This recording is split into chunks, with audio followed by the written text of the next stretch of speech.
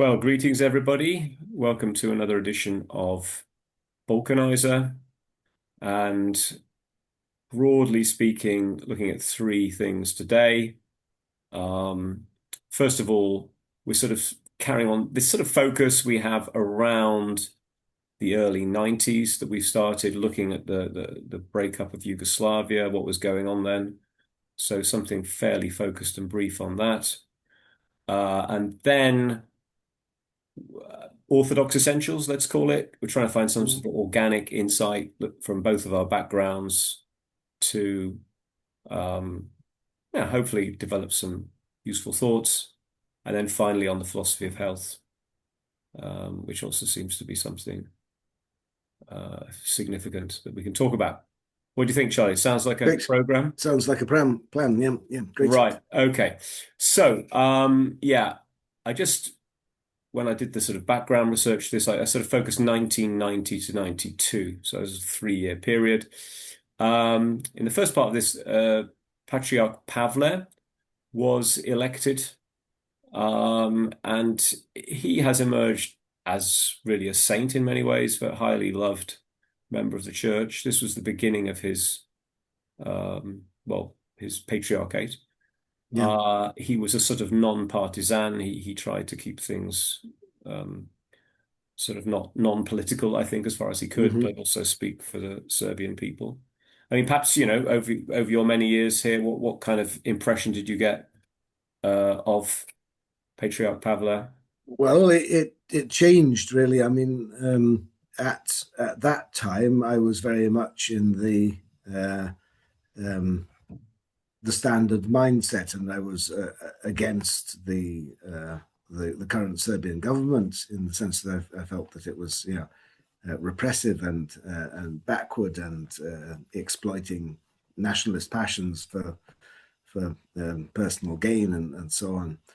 And um, if I thought much about Patrick Pavle at all, it was that he was being too supportive of Serbian claims to Kosovo and Mhm. too and not supportive enough of the resistance to the Milosevic regime.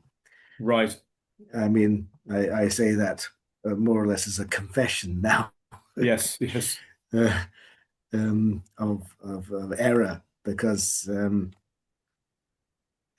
of course it wasn't anything like that simple, and what was going on was not just um, an evil Serbian government causing mayhem in what was left of the body of the Socialist Federal Republic of Yugoslavia. So Yeah. um, So it was around this time that these ideas of Kosovo, of Serbian medieval yes, yeah, yeah. glory, if you like, were, we could say, revived or, became Yes, stronger.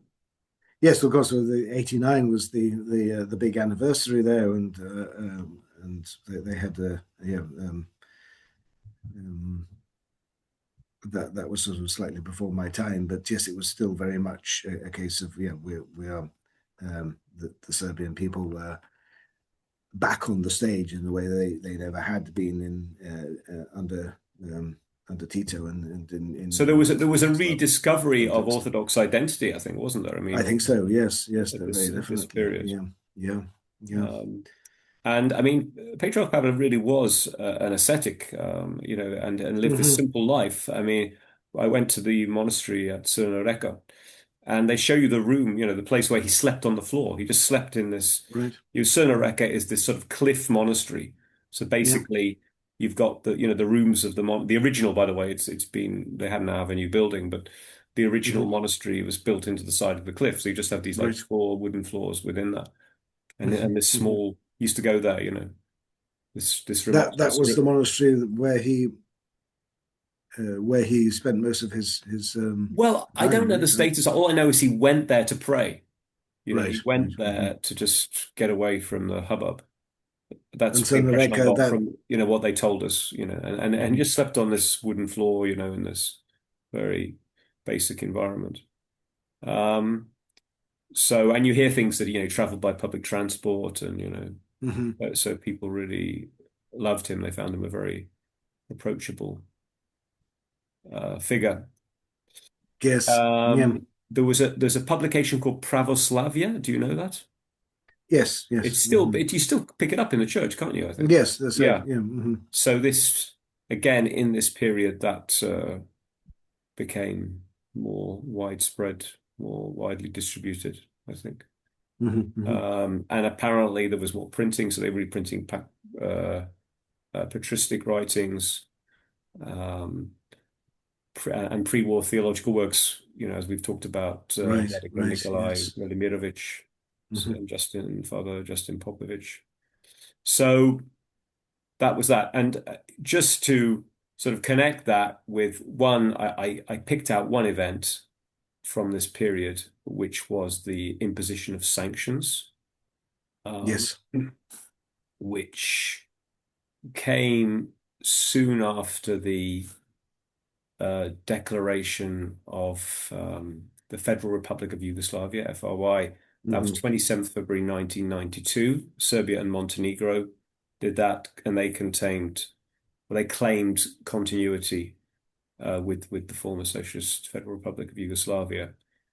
And shortly after that, you had the imposition of sanctions by the UN Security Council. That was Resolution 757, 30th of May 1992. Um, and these were comprehensive international sanctions. Measures included trade embargo, ban on air traffic, suspension from international sporting and cultural events, and restrictions on scientific, technical, and cultural cooperation. And the connection with the church is that the church did sort of speak out about this. They said that they were not targeted, so they were not like sanctions where you target like the bank accounts of the politicians and stuff, Yes. or Yes. travel ban the politicians, but it was the whole population. And the church was saying, as others no doubt were saying that this was very unfair and probably wouldn't even achieve the goal it was intended to. Um, so what about, I mean, you were here basically, you said, you were actually moving back and forwards between the UK, but you Yeah. were certainly Yeah. aware of what was going on. So this thing of the trade embargo, how did that affect day-to-day life? Well, I'm not quite sure now whether it was connected. And the first thing that I recall is the lack of fuel, so of Yeah, petrol, the impact on that. Now, I'm not quite sure whether that was connected with that period or a later one. Now, certainly it was we were still under fuel restrictions in '95 when we came back to right. live here. So at that stage, it was. Um, well, it wasn't difficult to get fuel, but you didn't buy it at a petrol station. You bought it in 2 liter bottles on street corners So it was more of a from job that you guys had with to get jerry these a cans. lot of bottles to. I mean, so you had to get 10 bottles or something to have a Well, reasonable amount. to be honest, yeah, that was sort of all you could afford, really. So Well, you'd buy just a a bottle. couple of So liters. really, you could just drive Yeah. around a bit, but you couldn't make any Yes. significant journey. Well, Yeah. at that stage, I was working nights on some kind of and it wasn't a newspaper exactly, but anyway, it was intended for diplomats, so a summary of news in Uh-huh. English, and it would Right. come out in the morning. So we were working late at night to finish it so that it could be distributed early the next morning. So I was often I would drive, and I would drive home, sort of 3 o'clock in the morning, and I had to make sure that I got. Although you could, that was, I mean, one of the good things is the fuel was available all the time wherever you went, but I'd had to stop and buy my fuel to get home. Okay. Okay. So it was always a case of estimating roughly how far you could get on a liter of fuel. Okay. So it was there was an issue of quantity. You really. Yeah, yeah, Yeah. Yeah. yeah. Uh-huh. Okay. And what is there anything else you remember in terms of goods in the shops or that kind of thing?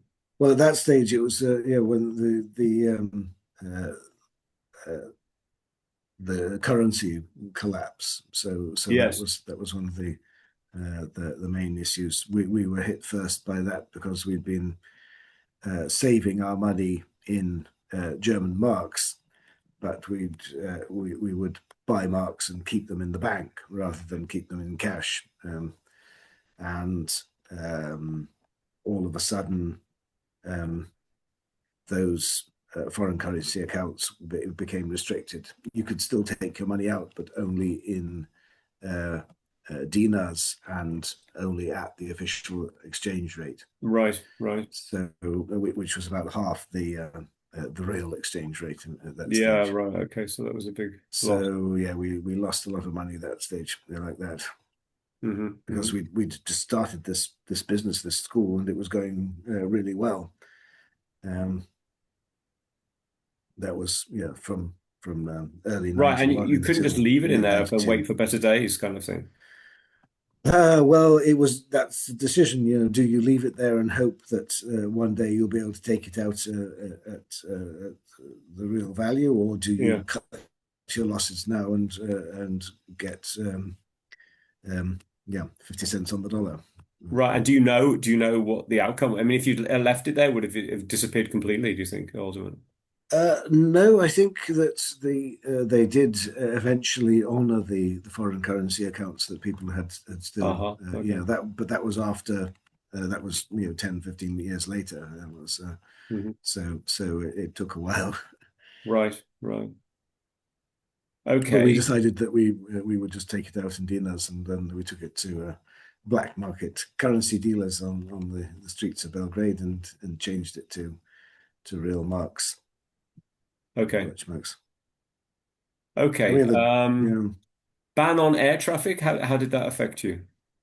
well, it did in the fact that we would um, we didn't fly anymore. We started to drive to and from the United Kingdom. So um, I had a little Yugo Corral, the Wow, that must sort have of been not so comfortable emblematic driving little that kind of car. distance. Yes, yes. Well, I don't know. My memory of it is that it wasn't too much of a problem, but I can't remember where we slept. Did we sleep? I can't remember. It's all sort of We were young, I guess. yeah, well That's the that's it. main Youth thing. takes a lot of the edge off these Yeah. things, doesn't it? Yeah. Um, so yeah, we would end up driving quite frequently. But you could fly via Romania, I think that was possible, was it?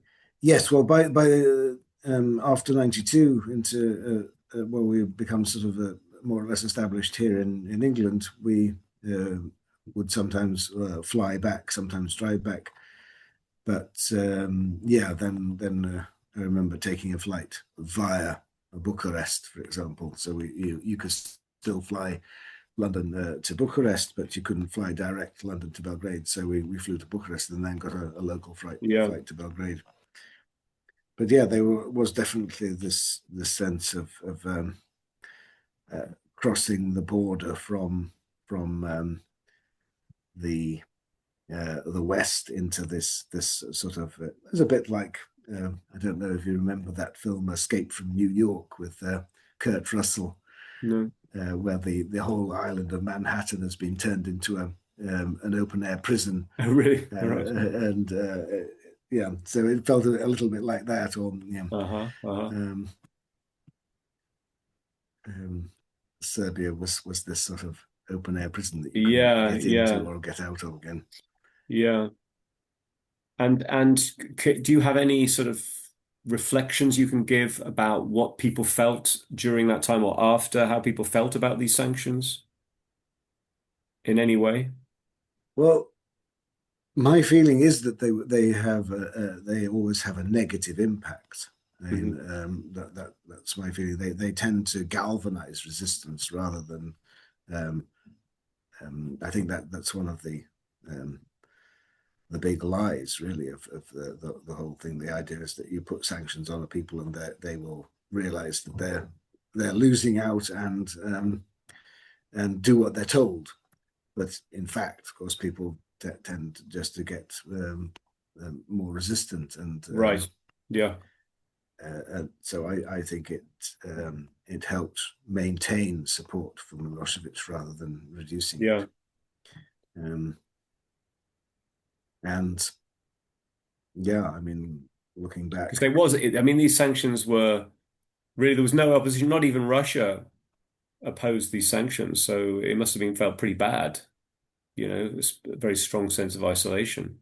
yes, yes. Well, it was definitely like with Asterix the Gaul, with the tiny little enclave there, surrounded by the Roman Empire. Yes. Yeah. Yeah. Yeah. It felt pretty much the same as like that. There was a little enclave of Serbia surrounded by yeah, um, a bunch of hostiles. Yeah. Okay. Well, there we go. We're keeping this short and Yeah. sweet. Okay. Not being sort of great experts on modern Balkan history. Maybe we will be one day, but at the moment we're just keeping to Hmm. within what we know. So the next part is something. Um, well, it's just based on sort of conversations we've had over the months, um, with the idea of trying to find some, I don't know, essential, useful reflections on being Orthodox. What's it all about? Um, and just the sort of dynamic being, I've got, this is something I've done a lot of research on and blah, blah, blah. And it's Hmm. something you've more recently come to. Yeah. And what, um, what can come out of that? What you think, what are areas of interest for you? What strikes you? What you feel it's all about? How it fits with your basic motivation in and focus and direction in life, these key issues. Yes, well, as you So, say, yeah, we've touched on it before, and I think one of the things that was is always is still um, um, strange to me is the openness of the claim that um, saints are around us all the time, and that right. the arrival of saints is something which is ongoing. Yeah. So it's I feel that the retreat from the that we get from the possibility of sainthood in Western Christianity has also taken some of the magic out of it, if you like. I mean, Right. magic is perhaps not the right word, but um, the um, yeah, if there are saints, that is proof that the tradition is Yes. is um, I is mean, real, in fact, right? my background, in as much as there is anything stable, but let's say the tradition that I sort of finally identified within the West, as I was still a Western Christian, Hmm. was sort of Puritanism, really, Yeah. which Mm. was saying, the cult of saints was this sort of medieval superstition. Um, and what Orthodoxy gave me was a theological basis Mhm. for the interaction with the saints, let's put it that way. So that the saints are this reality. It's not just some sort of superstition you're praying to some person who can't hear you. And that's the standard Protestant line, they can't hear you.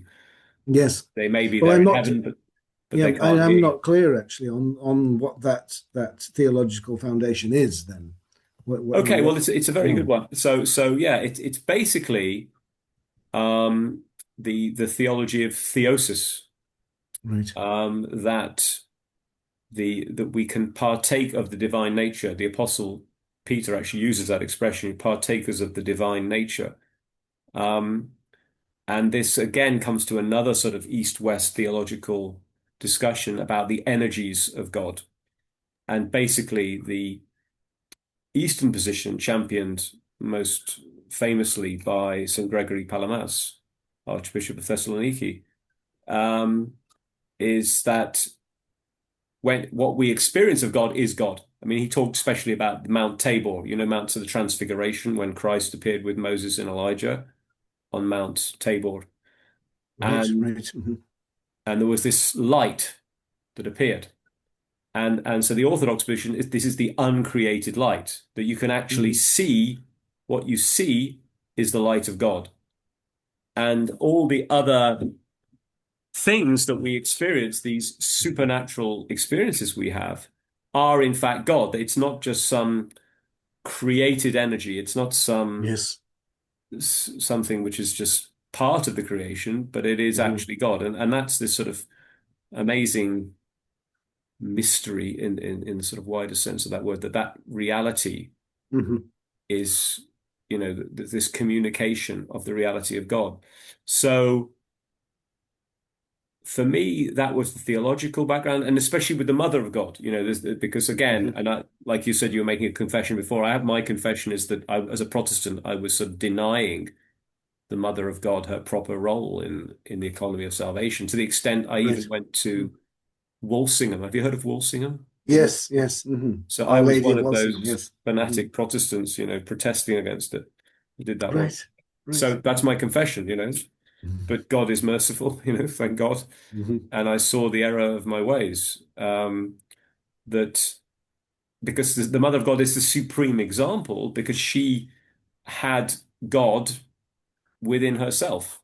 So Hmm. nobody ever did or ever will get as close to God physically as she did. And that's why there was this extraordinary process of sanctification with her, that she is unequaled among the saints. She has this extraordinary role.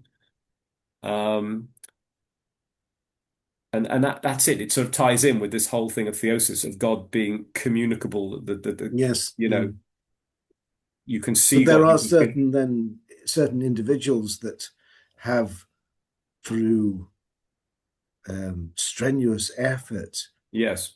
attained the ability to communicate more freely with the divine than is Yes, and common. they've actually Mm. become united to God. I mean, this Hmm. is the thing, and this is another thread that is the frustration of the Western seeker Yeah. with traditional Christianity, that it's just, Christianity is just seen as this sort of organization in a building. You go there, you say some prayers, you go home, Hmm. um, and there's no mystical reality.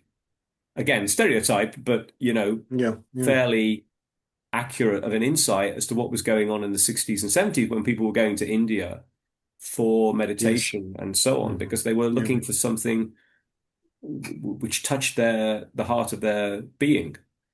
Um, Because and the again, Protestant tradition denies that essentially, or sets it so well, far that's right. So, beyond the so the ordinary that trouble it's. with theoretically the whole scholastic, it started with scholasticism, and it somehow Hmm. made the heart of the religion intellectual rather Yeah. than Yeah. spiritual. Hmm. But all the time, the spiritual tradition, we can talk about hesychasm again, with St. Gregory Palace, but Hmm. it's just a representative of this whole what's called hesychastic Yes. tradition, um, whereby people are, putting their attention on God, the Jesus prayer, to bring your heart to pray from the heart to God. Yeah. That But this, yeah, then touches on another area where I'm also wondering what's going on. So I get a I talk to my students. We do a section, one of the week of one week on our course about spirituality in yeah, general, and um, one of the things that keeps coming up frequently from my um, Orthodox believer students is yes, that um, they've been told that um, the Eastern tradition is dangerous, that you shouldn't do yoga, that you shouldn't oh yes, meditate, that the Indian gods, for example, are essentially demonic, yes, and that we need to be um, careful in what we accept from that Eastern tradition. yes, And I just, Ivana, my wife, gave me just this Christmas a book. I've forgotten the author, but essentially um, uh, it's starting out with a. Sorry, it seems that even wants to talk to me. okay, Can we pause? yeah, Sorry. sure, But yes, the long and the short of it is that with this book they're talking about It starts out talking about the Orthodox Christian community in China Yes. and the translation of St. John's Gospel in into Chinese, Right. uh, which begins in a way which is extremely similar to the Tao Te Ching. You know, that Ah, when it says that um, uh, the way, you know, yes. I think in the Chinese translation they're saying that Tao is actually used as the translation of logos, you know, Logos, yeah. Mm. um, and the I think it's Seraphim Rose is the name that is used comes up a lot in that discussion. Yes. And well, I wondered what you think about that. I know you have some experience with the Eastern tradition as well. And Yes. I mean, I do think, you think that one does have to be careful about these Eastern practices that they yes. can lead Yes. I mean, to definitely. I mean, error? I think, Mm, at the best, you have this sort of philosophical tradition where people didn't have anything else, to go yeah, on. So they were trying to, get to the bottom of basic spiritual realities. But, we have to be honest, that religion outside Christ, the apostle says this, that there are demonic energies behind these gods. yeah, And as much, if you look at the early martyrs of the church and how there are many accounts of these statues in the temple speaking, and acknowledging their yes, demonic nature. hmm Um, and I think similarly in yoga, I mean, what's said is that these different poses identify with the energy of a different Hindu god. hmm So unfortunately, that is um, a reality of yeah, these things. But on the other hand, that there are these traditions of meditation and prayer and so on, and trying to find this inner reality. yeah, And Orthodoxy says, as Christ said, the kingdom of God is within you. yeah, So that we do have this is a part of the Hesychastic tradition talks about this prayer of the heart, um, and we need to uh, go down that path. But there is this whole thing of virtue, the way of the following the commandments of Christ. And the fathers say you've got to do that. You can't just jump into some state of, you know, uh, contemplation of God and so on. But virtue is the way. hmm So there's a great focus on self-denial and humility. This is a great virtue they're always talking about, is that humility. That's the one thing, the devil can't recreate, if he can't interfere with that. So if we have to have humility, this thing of non-judgment, of not judging our neighbors. hmm So this sort of deep inner crucifixion hmm of the old man, which ties in with the sort of other ascetic practices. Um, yes. So then, is then suffering an integral part of the process of becoming a saint? In a word, I think yes. I mean, the Hmm fathers, I listen quite a lot to the Philokalia, and it's a hmm recurring theme among the fathers, of they talk about suffering sought and unsought. hmm So if things happen to you, you sort of should be thankful and accept and see how your soul is, purified by that. Yeah, But to which the actually seek Buddhists also suffering, say, right? sorry. The Buddhists also say Well, that. yeah, I mean that's it. Yes. So we have to sort of, you know, we have to be careful and have discernment. hmm Diacrisy is the Greek word for that. Diacrisy is discernment. Um, and then this thing of suffering that you impose upon yourself, which I suppose fasting is a sort of first stage example of that. Yes. We Yeah. deny ourselves the kind of food that we would like, to hmm some extent. Um, And then there's another expression some people have sometimes pointed to. It's philoponos. Philoponos like Mhm. philosophy is lover of wisdom, Right. Philoponos lover of pain, and Right. it's Right. and on a daily basis, just this thing of, okay, something Hmm. bad I don't like has happened to me, but that's good, Hmm. that's I need that. You know what I mean? So Yeah. it's this sort of that would be the first stage, not imposing some terrible, burden on oneself, but just Yes. sort of Hmm. taking these daily little crosses, daily little griefs that come to our Yes. soul, and somehow asking God to sanctify that, to that we are, because it is a cross, isn't it? I mean, take up the cross. Hmm. No cross, no crown, just a few sort of commonplaces. Um, so we should definitely be looking at these inner operations of our soul, um, to Yes. Yeah. to see Hmm. progress.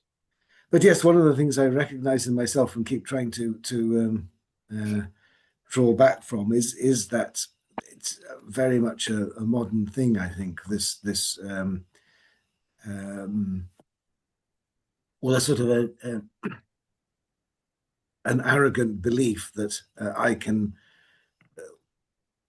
When you get that sort of realization that there is a divine out there, that you Yes. are uh, intimately connected to or known by at any rate, then you do tend to, it's very easy to slide into your own personal belief system Yes. and become far too um, uh, emotionally invested in that, Hmm. so that any form of guidance from people who have gone an awful lot further in the exploration of this Yes. kind of thing, that you feel, oh no, I know best.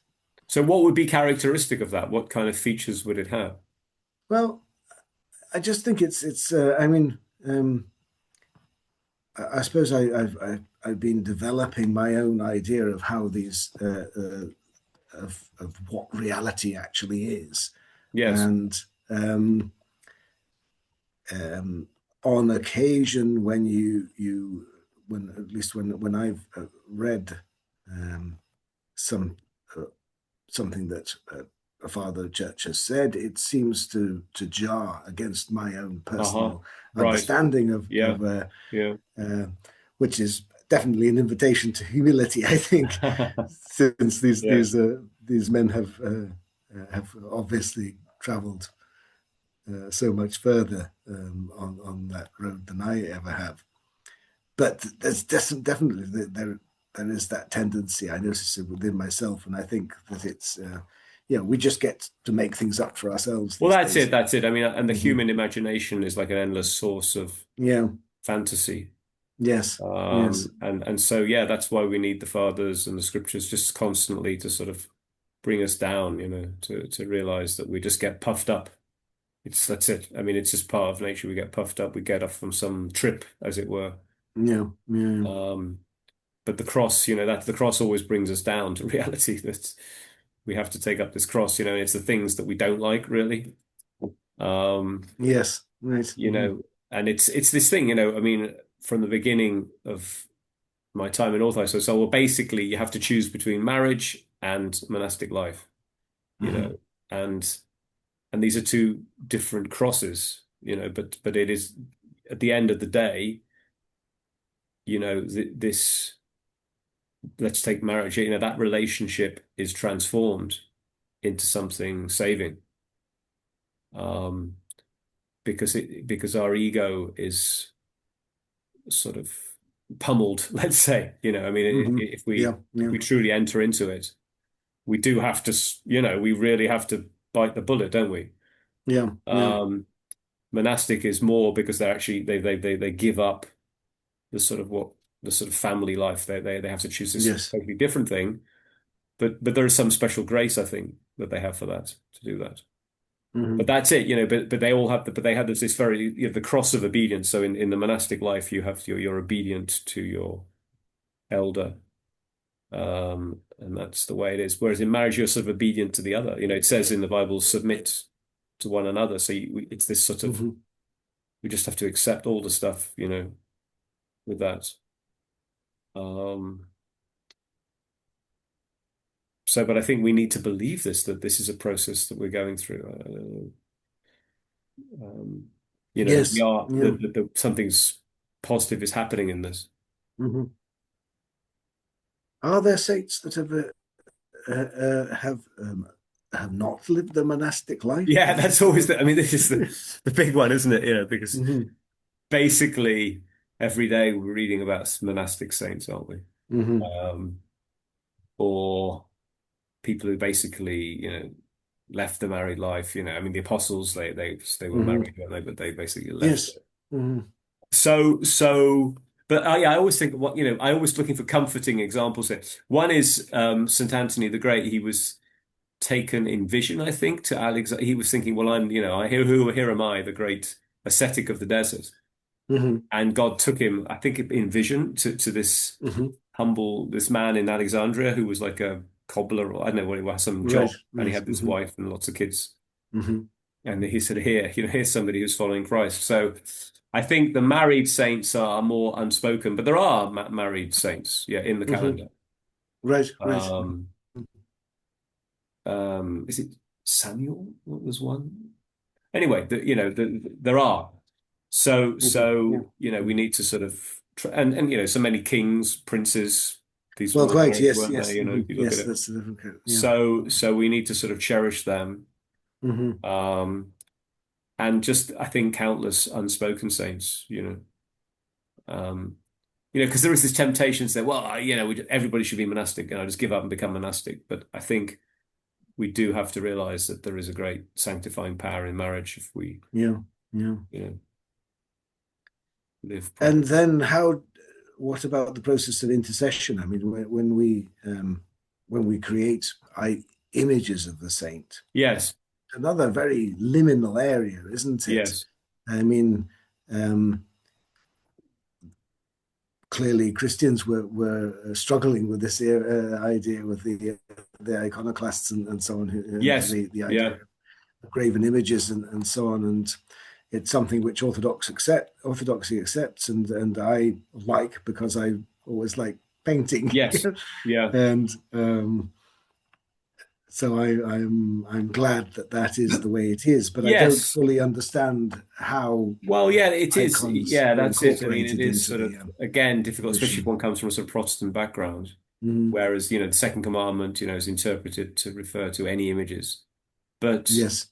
it's a very specific tradition. It's the painting of an image, and it's tied to the incarnation that God became man, and that Christ is God and man, and that, a painting enables us to reflect on him and to pray to him in some way that Hmm. we couldn't otherwise. So it enables this sort of two-way process, if you like, of God to come to us. So it's a sort of reality. I mean, it's sort of rather hard to um, justify, you say, well, how do you explain it? I mean, there were, even in the Old Testament, they had images. They had like the cherubim on the Ark of the Hmm. Covenant. Right. Yes. And there Hmm. was a lot of imagery. They made all these sort of Hmm. pomegranates and all sorts of things. So there was a lawful imagery. Hmm. And the Hmm. unlawful is when it was somehow other than the true God that was Yeah. some false God was being represented.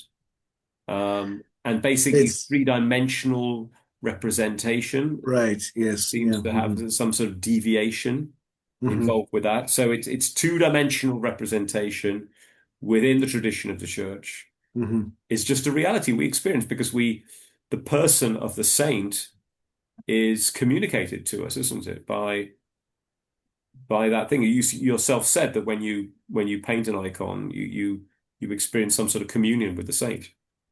Well, yes, definitely. Yeah. Yeah. And I try at any rate to foster that. So I'll listen to uh, um, the life of the saint and find out as much as I can about him, but before I start to try and copy an icon that's already in existence, and yeah, and try to capture certain elements of the of that in the process, and I think it does have an effect. Yeah. That's it. I mean, it's just like a family. The church is just like a family, isn't it? And Mm, this is the thing that, if I say, well, I know John Smith, he's my friend. Okay. I just tell you that about that in the abstract. But if I introduce you to him, you hmm talk to him, you know who he is, right?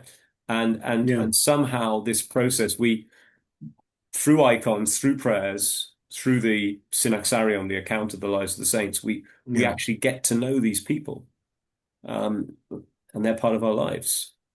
Um, so this is a reality. It's a reality because we pray to these saints. We have particular saints who we are attached to our lives, our families are somehow some connected with us. And we basically the format is we pray to them. We have fixed prayers that we use. But Yes. occasionally in our lives, they're somehow we feel their grace. We feel that they've intervened, that their presence particularly. hmm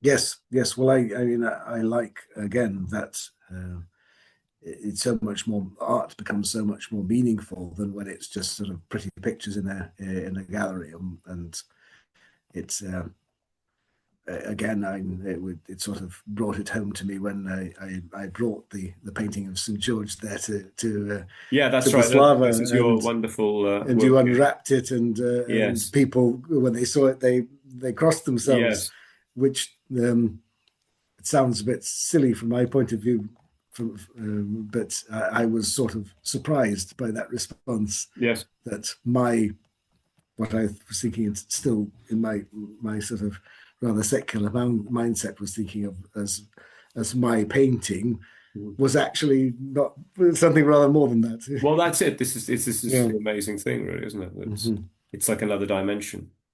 Yeah. Um, and for me, that was one of the first things that happened to me. I when I went to Greece, is I was hmm just faced by the reality of icons, and I had to sort of respond in my being to that. It wasn't enough just to have some Protestant theory.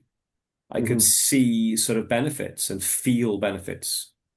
And a lot of it comes down to this thing of the heart, that in Orthodoxy, Yeah. the heart is opened, hmm that we're not just engaged in some intellectual activity.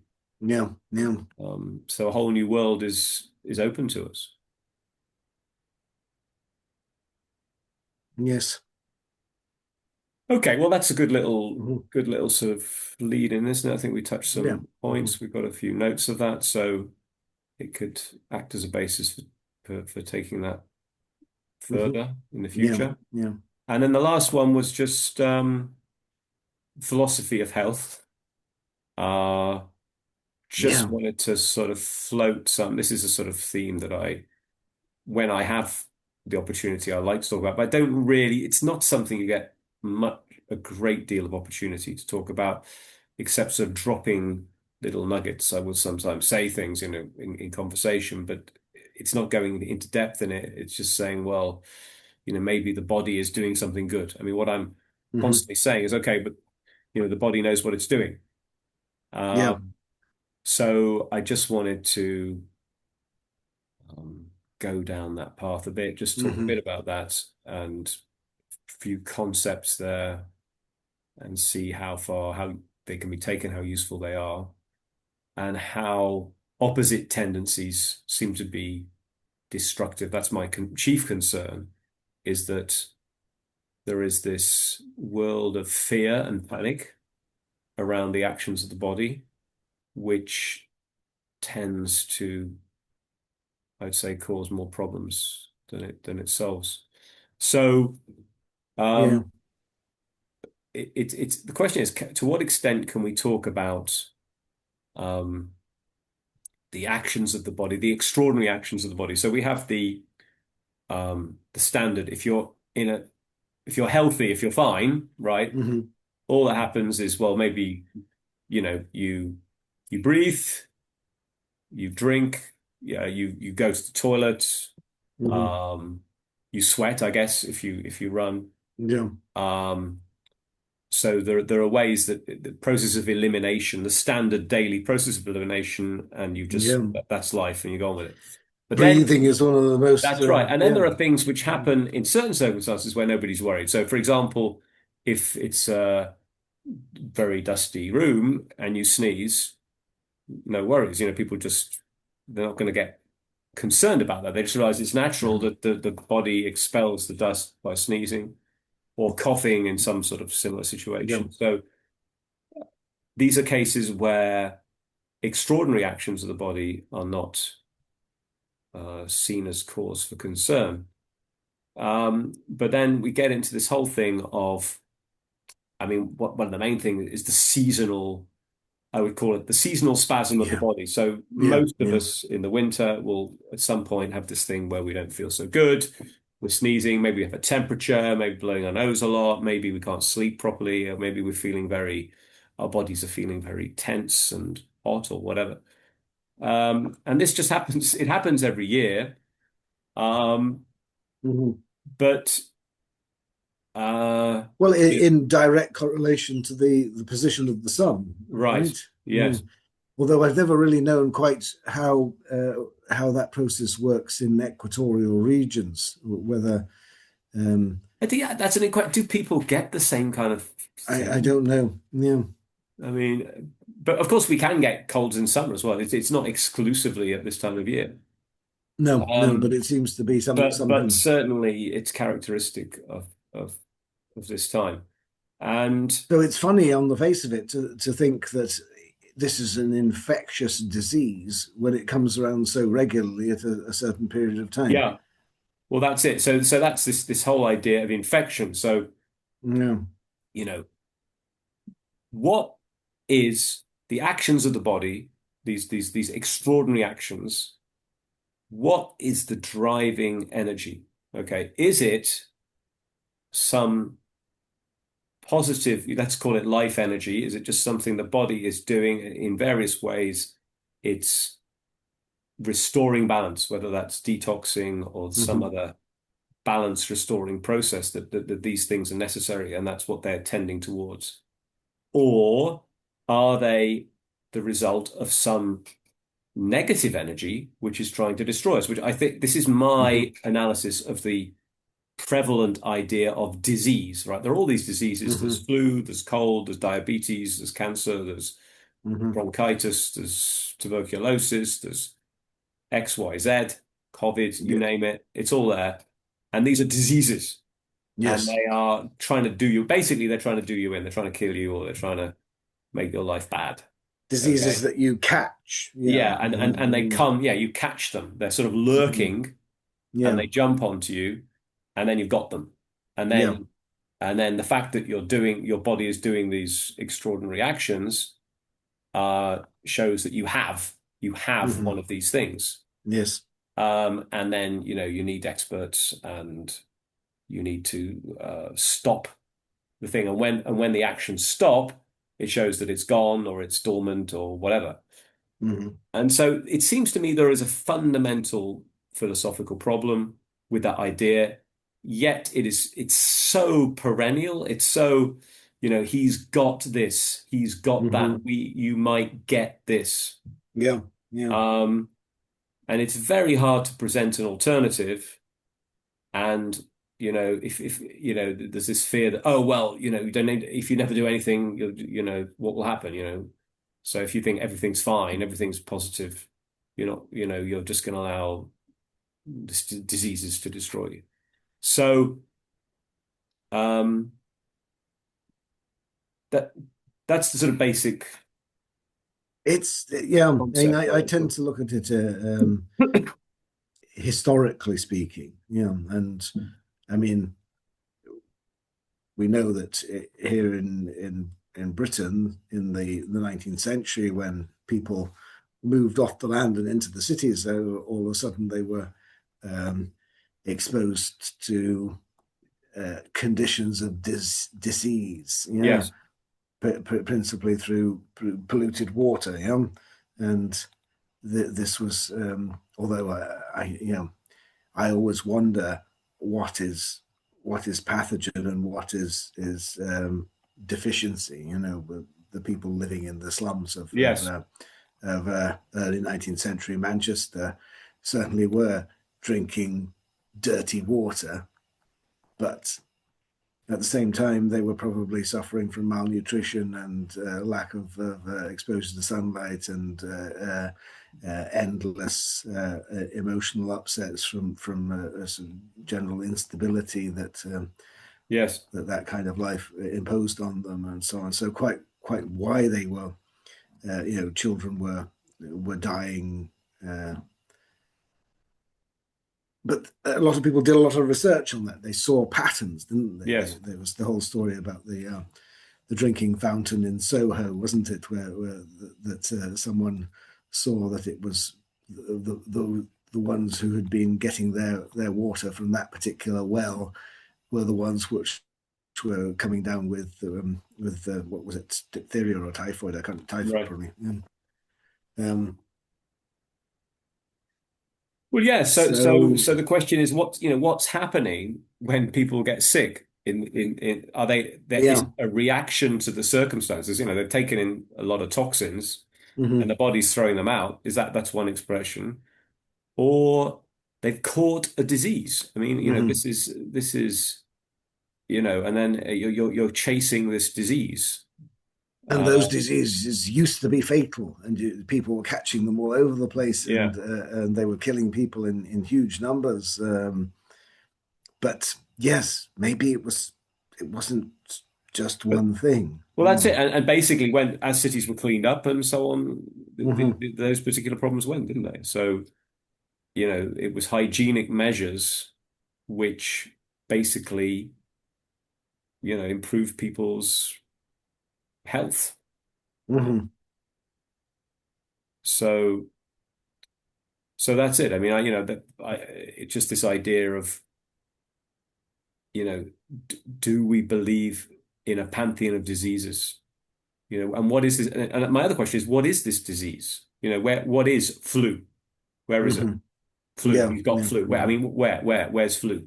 Hmm. I mean, it's in some. I mean, we've got. Let's say you've got temperature, runny nose, whatever flu is. Whatever they call. Coughing things. These are things. These are physical things. We can see those happening, right? Yes, yeah. Hmm. But where's flu? Hmm. And I why mean, is it what is flu it? I and not mean, a cold? And why is it COVID and not flu? I mean, they had yeah, and the that's right. Is it, yeah. is COVID one, two, three, cold six, flu five? Hmm. You know, it's all sort of, The symptoms are all pretty much the same. yeah. Yeah. But my question is, where is it? I mean, what is it? I Hmm. mean, which dimension is it in? I Yeah, mean, yeah, we have energy. Okay, I go into a dusty room, I sneeze. Okay, so broadly speaking, I can say my body doesn't need lots of little dust in all, it can't tolerate yeah. junk in it. So it has a way of expelling, right? Mhm. So I've got two concepts. My body has life energy and it acts to preserve its life. Yes. So the only concept I have there is life energy in my body and this expulsion. But with disease, you've introduced something else, Hmm. which is, if you think about it, it's like, what is it? What is this? Yes. Because Yeah. Yeah. it's not the life energy of the body, and it's so which dimension is it in? Where is it?